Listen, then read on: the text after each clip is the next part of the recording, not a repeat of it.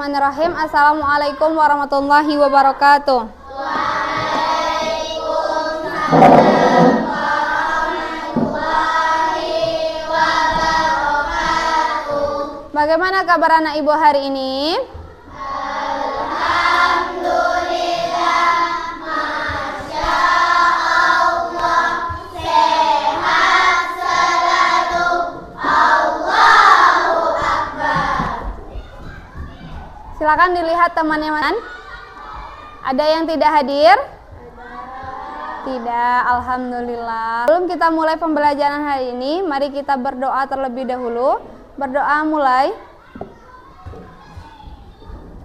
Selesai. Kita akan membahas pendidikan Pancasila tentang negaraku Indonesia. Kalau sebelumnya kita sudah belajar tentang Pancasila dalam diriku. Ada di sini yang negaranya tidak Indonesia? Semuanya kita tinggal di Indonesia. Berarti negaranya Indonesia. Indonesia atau NKRI. NKRI apa artinya? Negara Kesatuan Republik Indonesia. Nah, betul. NKRI itu terdiri dari apa? Terdiri dari beberapa pulau. Berapa pulau yang ada di Indonesia? Berapa? 37 atau 36? 37. Sekarang sudah 37. Dari mana saja dikatakan NKRI? Dari Sabang sampai Merauke. Sabang dari Aceh. Merauke Papua. Dari Sabang sampai Merauke semua itu adalah negara Indonesia. Yang dipimpin oleh Bapak. Siapa Bapak Presiden kita? Iya, Bapak Prabowo. Apa karakteristik wilayah NKRI?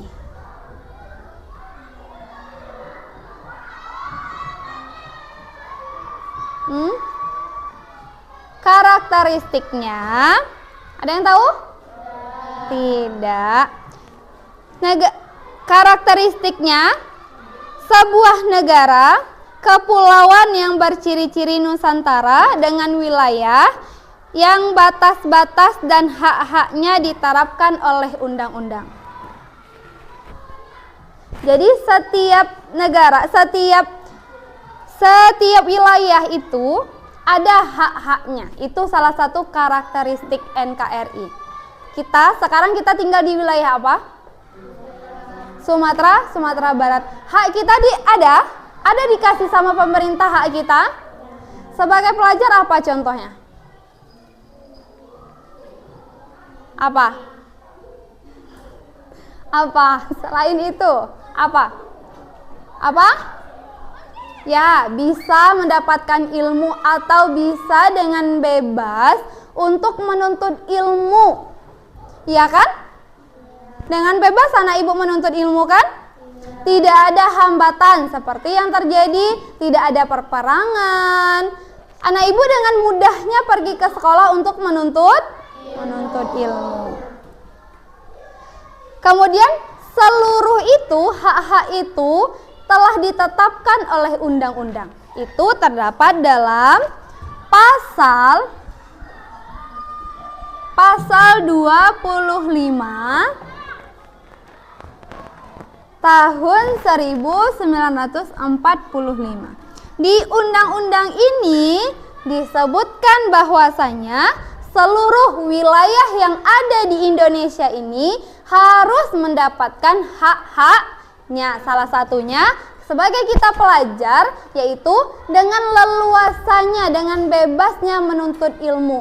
Anak ibu sekarang kan boleh menuntut ilmu mau kemana aja, bebas kan? Tidak ada hambatan sama sekali kan? Tidak. Kemudian adanya pengelolaan kekayaan alam NKRI. Apa aja contoh kekayaan alam NKRI kita? Tambang emas, betul. Apalagi? Minyak bumi, batu bara. Oke, apalagi? Sawit. Nah, apalagi? Apalagi? Pepohonan yang luas yang sering kita kirim ke luar negeri apa? Apa yang sering kita kirim ke luar negeri? Karena pohon kita banyak, kayu kita dikirim, rempah-rempah itu sangat disukai oleh orang-orang luar. Contoh rempah apa? Apa? Pinang, apalagi? Kulit, iya betul, apalagi? Kayu manis, iya kulit kayu manis sama apalagi? Apalagi? Cengkeh, pala, coklat. Nah. Iya. Coklat yang kita makan ini, Nak, kita kirim dulu ke luar negeri, diolah baru dijual lagi ke kita. Anak ibu pernah beli coklat kan? Makan buah coklat pernah nggak? Kalau sudah terlalu matang enak kan? Kemudian berapa tadi kekayaan alam Indonesia? Terus minyak bumi. Terus ya itu tuh kekayaan hutan. Kekayaan hutan masuk rempah-rempah. Ada satu lagi. Apa? Sawah untuk kita aja. Karena kita tidak pernah mengekspor menjual beras keluar. Tapi kita malah membeli beras dari luar ke dalam. Ada satu lagi. Timah ternyata dari kita ternyata. Itu adalah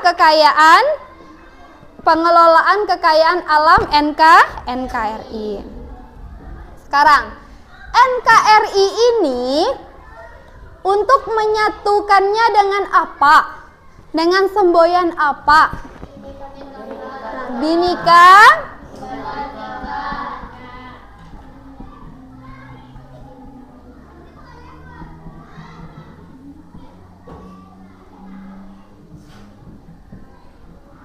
artinya ini apa? Ya, ini adalah semboyan. Semboyan. Ya, ini semboyan siapa? NKRI atau semboyan kita orang Indonesia. Apa pentingnya NKRI untuk kita?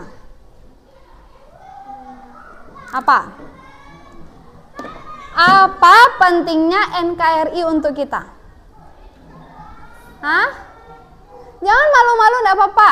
Apa, Nak? Apa, Syad? Apa? Ya, betul. Agar tidak terjadinya perpecahan antara masyarakat Indonesia. Makanya butuh semboyan. Walaupun dia dari Papua, dari Aceh, kemudian dari manapun, dari seluruh penjuru, ketika dia bertemu, tidak ada istilahnya perpecahan. Berbeda pendapat boleh? Berbeda pendapat boleh? Boleh. Tapi perpecahan boleh? Tidak.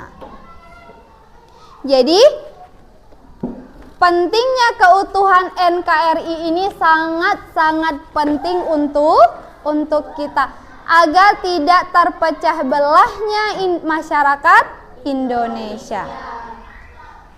Apa saja faktor-faktor penguat semboyan ini? Apa? Ini kan udah ada nih semboyan kita nih. Ini yang kita pegang kemanapun kita pergi. Walaupun berbeda-beda tapi kita tetap satu tujuan. Apa saja faktor-faktor memperkuatnya?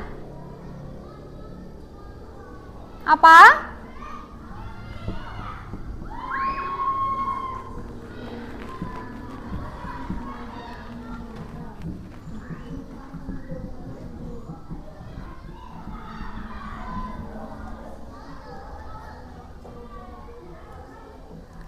Apa saja? Adanya Sumpah Pemuda dan Pancasila. Ini yang dua ini adalah penguat untuk keutuhan NKRI.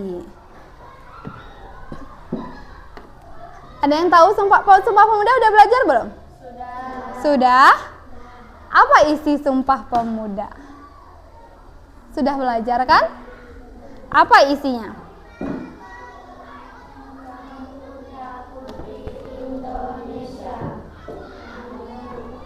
Mengaku bertumpah tanah air kami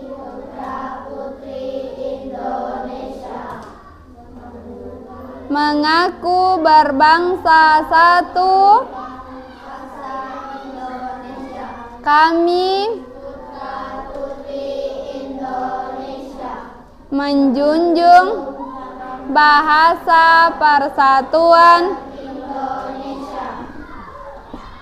cuma tiga bait, tapi di dalamnya semuanya seluruh pemuda di Indonesia itu sudah membuat kalau dirinya dimanapun dia berada, dia akan memegang, oh saya tinggal di Indonesia. Pancasila, kenapa dia dikatakan sebagai penguat? Kenapa? Kenapa dikatakan Pancasila ini sebagai penguat NKRI? Karena Pancasila ini adalah, ya, ada 5 dasar pandangan hidup bangsa Indonesia. Pandangan hidup bangsa Indonesia. Kemudian Pancasila ini mengandung berbagai macam nilai yang menjadi pedoman bagi bangsa Indonesia. Sila pertama apa? Ketuhanan Yang Maha Esa. Ini berapa agama di Indonesia? Berapa? Coba agama yang pertama. Islam, Kristen, Katolik, Hindu, Buddha, Konghucu. Ya. 6 agama ini diakui dan bahkan dilindungi. Tidak ada istilah kita membeda-bedakan agama satu sama lain. Itu tuh adanya di Pancasila. Paham? Ada pertanyaan? Orang ke depan ya. Siapa? Yuk sini. Yang lain tolong menebak ya.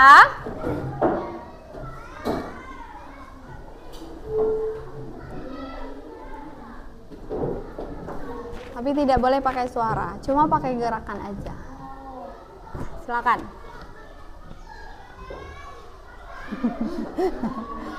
Ya, boleh.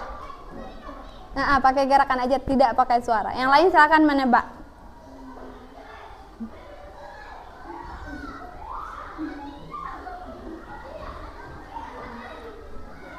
Ikan, salah. Lumba-lumba, salah. Apa? Apa? Betul, Cat? Betul. Pertanyaan? Paham tentang NKRI?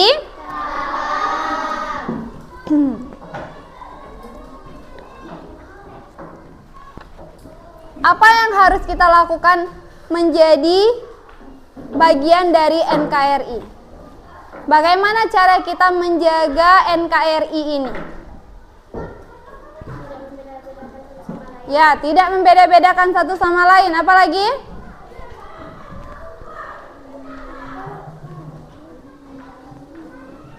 Menjaga lingkungan, betul.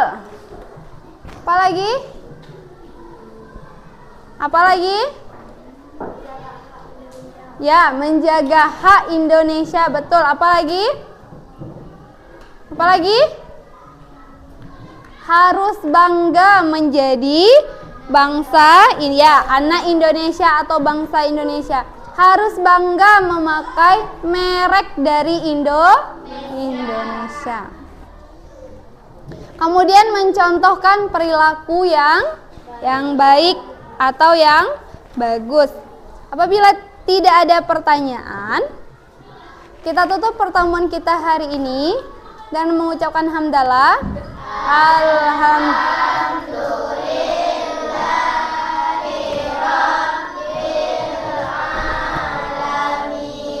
Assalamualaikum warahmatullahi wabarakatuh.